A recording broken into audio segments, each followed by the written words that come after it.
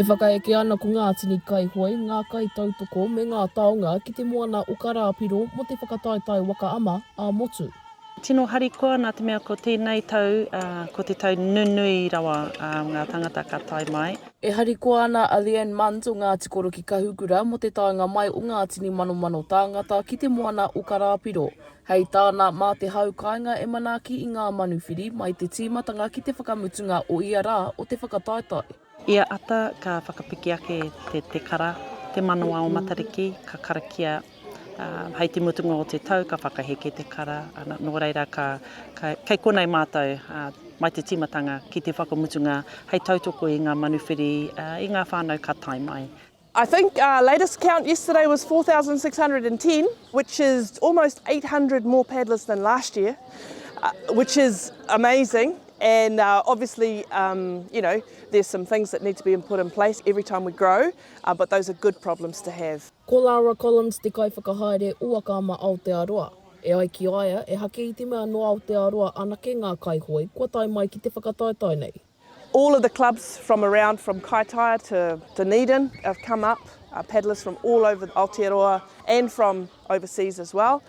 We have some paddlers from Tahiti, Hawaii, Australia, and the USA, I think, and Samoa. So this event wouldn't be the size that it is without all of the mahi that goes on in clubland around Aotearoa. Just excited, you know, as part of our strategy for Waka Ama NZ, one of them is to grow the sport, and I think that we've managed to do that since COVID. I think last year was the first time that we had exceeded the numbers pre-COVID, and so this year it's boosted by 800 more participants than last year, so we're really excited about that.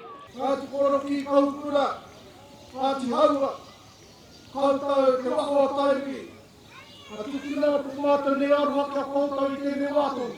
mihi tonu te haukainga me ngā manuwhiri ki te hunga Kōrero. He oi anō ko te aki kia haere tonu te whakataetai, hei whakatutuki i ngā wawata o rātou mā. I think my words of encouragement is to enjoy yourself, to show kindness to others, enjoy what you're doing, have fun out on the water, but make friends off the water.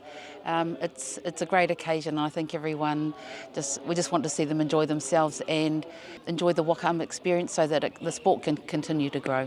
I'd just like everybody to go home having had a great experience, enjoying Waka Ama, whether that's racing or just being here as part of the kaupapa, whether you're a spectator, a paddler, a volunteer, somebody from behind the scenes. We just want to make sure that you leave having had a good experience. Ka tiaki manuwhiri, ko ngā tūnga waka hoki, mo tēnei wiki, nō reira ka tautoko te maria kia tai mai no ngā tōpito te motu.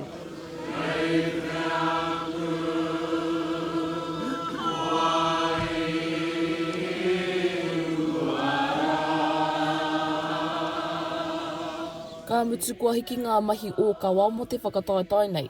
He pakanga nui kei te haere mo ngā karapu Waka Ama kia ki te ai ko ai ka hua, ko ai hoki katohu i roto i tēnei whakataetai. Macie Kuki, Aukaha.